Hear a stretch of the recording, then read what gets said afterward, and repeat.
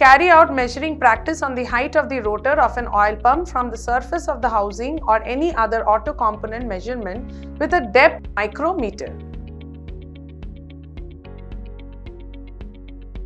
নমস্কার, আমার নাম সৌর্ণী ব্যানার্জি। আশা করি আজকের অধিবেশনটি নিয়ে আপনারা সবাই উৎসাহিত। আসুন ভিডিওটি দেখি। অটোমোবাইল পরিষেবা শিল্পে প্রস্তুতকারকের অনুসূচি অনুযায়ী সাধারণ রক্ষণাবেক্ষণ সমস্যার সমাধান এবং নির্দিষ্ট সমাবেশটি খুলে ফেলা, অবেক্ষণ প্রতিস্থাপন অথবা সমস্যাযুক্ত উপাদানগুলির পাল্টে ফেলা অথবা মেরামত এবং ত্রুটিগুলি সংশোধন করে একত্রিত করা জড়িত থাকে। অবক্ষণে প্রধানত পরিমাপ নেওয়া অন্তর্ভুক্ত থাকে। অনেক অবেক্ষণ পদ্ধতির জন্য দৈর্ঘ্য, ব্যাস এবং গভীরতা পরিমাপের মতো রৈখিক পরিমাপ প্রয়োজন হয়।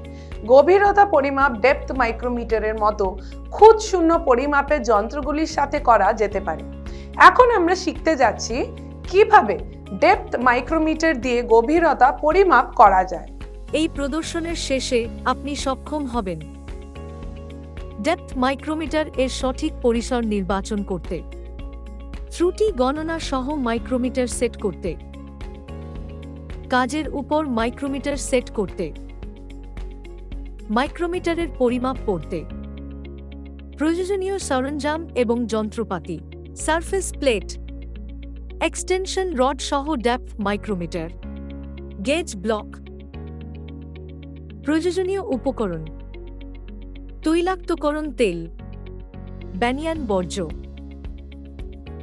ডেপথ মাইক্রোমিটার একটি খুঁতশূন্য পরিমাপ যন্ত্র যা উপাদানগুলির গভীরতা পরিমাপ করার জন্য ব্যবহৃত হয়। মাত্রাবিভক্তির উপর ভিত্তি করে ডেপথ মাইক্রোমিটারের শ্রেণীবিন্যাস: ব্রিটিশ মাইক্রোমিটার, মেট্রিক মাইক্রোমিটার।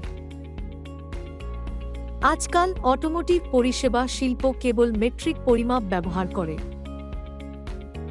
সুতরাং এখন কিভাবে মেট্রিক মাইক্রোমিটার দিয়ে রিডিং নিতে হয় সেটা আমি ব্যাখ্যা করতে যাচ্ছি। পরিমাপের করার আগে আমাদের অংশগুলি এবং এদের ক্রিয়াগুলি জানা উচিত।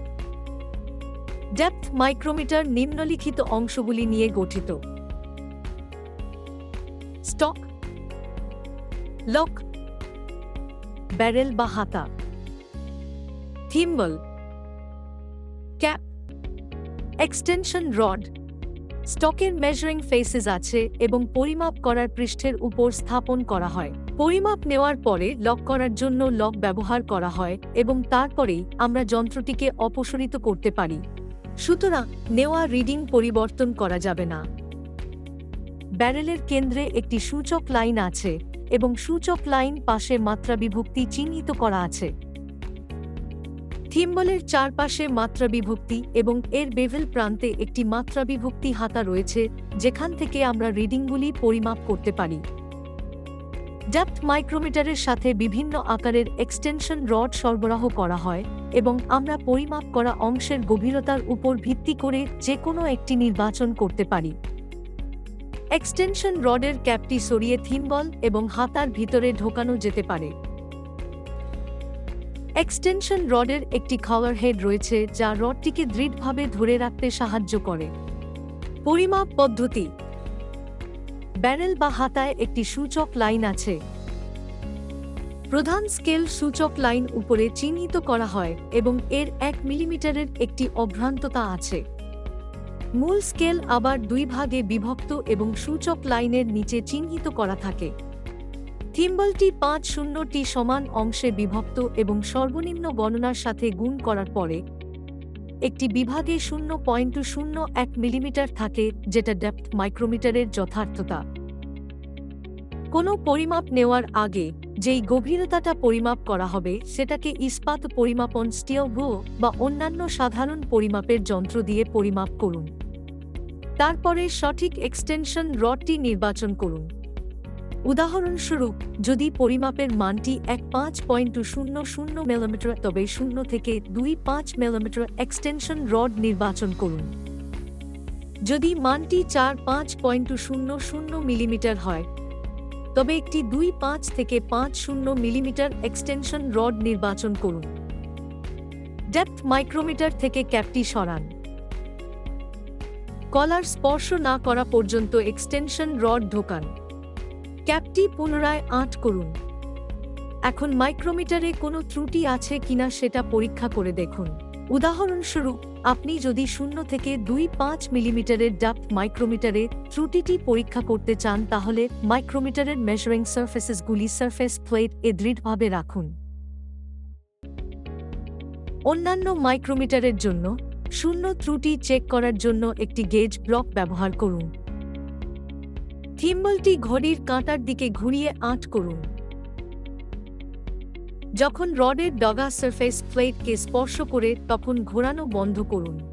এটা শুধু অনুভূতি দিয়েই বোঝা যাবে। এখন লক্ষ্য করুন থিম্বলের 0তম রেখাটি এবং ইন্ডেক্স লাইন কোথায় মেলে। যদি দুটো লাইন মিলে যায় তাহলে কোনো ত্রুটি নেই বা 0 ত্রুটি আছে। যদি থিম্বলের 0 লাইনটি সূচক লাইনের নিচে থাকে তবে এটি একটি ইতিবাচক ত্রুটি। সূচক রেখা থেকে বিচ্যুত বিভাজনগুলি গণনা করুন। উদাহরণস্বরূপ, যদি 2 বিভাজন বিচ্যুত হয় তাহলে ত্রুটিটি +0.02 মিলিমিটার। যদি থিম্বলের 0 লাইনটি সূচক লাইনের উপরে থাকে তবে এটি একটি নেতিবাচক ত্রুটি। সূচক লাইন থেকে বিচ্যুত বিভাজনগুলি গণনা করুন।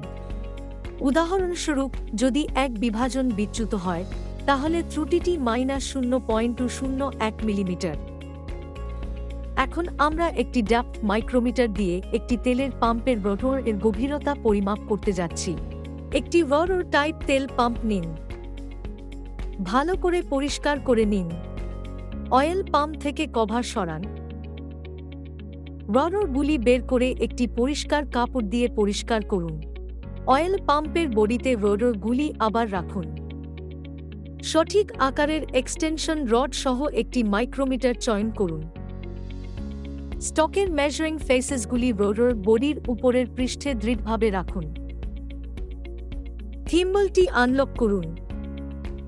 এক্সটেনশন রডের থিম্বলটি স্ক্রু করুন যতক্ষণ না পর্যন্ত রডটি বডির তলদেশ স্পর্শ করে যেখানে রোটর বসানো আছে।